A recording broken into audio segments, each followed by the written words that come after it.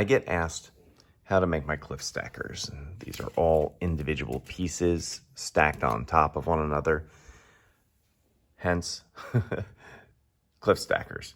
Well, it starts with buying a piece of home insulation foam. Now this is half a sheet. A full sheet costs $35, and I just had it cut in half.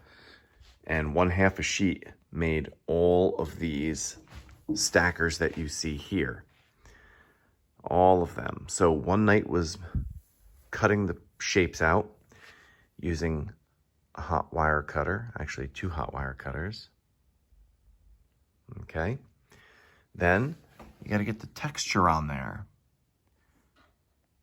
This took a long time. This took me about 2 hours to texturize all of these. Well, how did I do it? With this rock that I found. It's great rock. You just beat it on top of the pieces, right? Then I would take and I would just like smash this on in a variety of ways just to switch up the pattern. Take the edge to hit the edges. I also do the same on the sides as well as I can. You use the hot wire cutter to zigzag a little bit as you're cutting to get those ridges. So once that's done, then you are ready to base coat it. And base coating was done using a mixture of Mod Podge and black paint. I used this empty Thai container. Had some red Thai tofu and vegetables in there. It was great. So you put about this much Mod Podge in, and then enough black paint to make the Mod Podge turn black. It's just meant to seal your terrain pieces. Okay, first night was cutting. The next day was texturizing and base coating.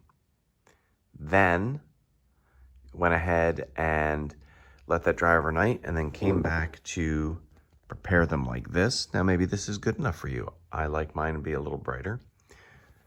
And I use Picorni paints, the base gray. I did that generously, a generous dry brushing, followed by a lighter dry brushing of their Cavern Dry.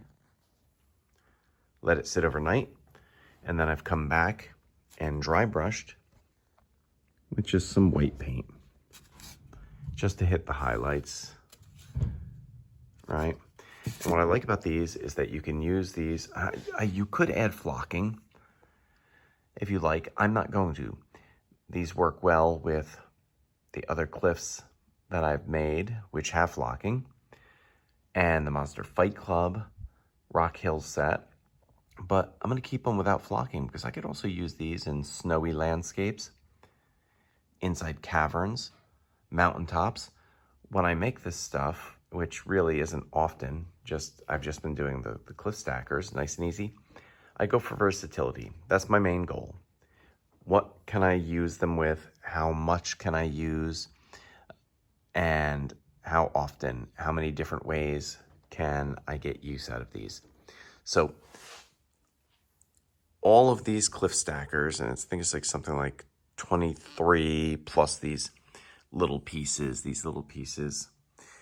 you know, from 1/2 of a sheet. So I could make an equal amount, or I could do something else with that other half.